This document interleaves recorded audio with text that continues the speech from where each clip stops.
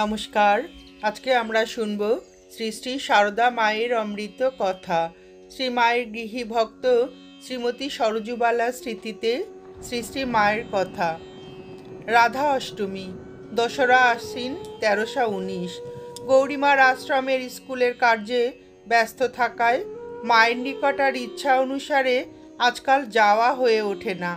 রাধা অষ্টমীর দিন অবসর পেয়ে গিয়ে দেখি মা গঙ্গা স্নানে যাবেন বলে পাশের ঘরে তেল মাখছেন।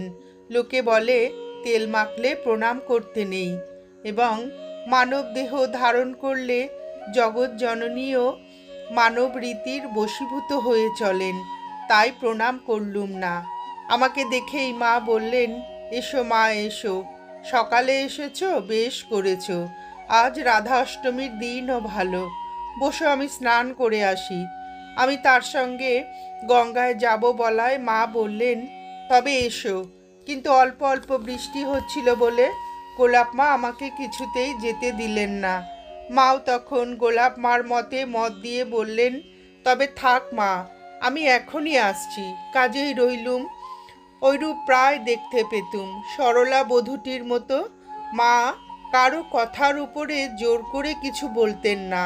যাই হোক, রাস্তায় মা বেরোতেই জল থেমে গেল। মা তাই বাড়ি ফিরে এসেই আমাকে বললেন, বেরোতেই জল ধরে গেল দেখে আমি ভাবলুম, আহা, তুমি আসতে চেয়েছিলে, এলে বেশ হতো, গঙ্গা দর্শন করে যেতে। সত্যি বলতে কি, আমি গঙ্গা দর্শনের জন্য যত না হোক মার সঙ্গে যাবার আকাঙ্ক্ষাতেই যেতে চেয়েছিলুম। কারণ সংসারে নানা বাধা বিঘ্নের জন্য মার কাছে তো আসাই হয় না। সেজন্য সৌভাগ্যক্রমে যেদিন আসা ঘটে সেদিন আর ইচ্ছা হয় না যে এক মুহূর্ত মাকে চোখের আড়াল করি।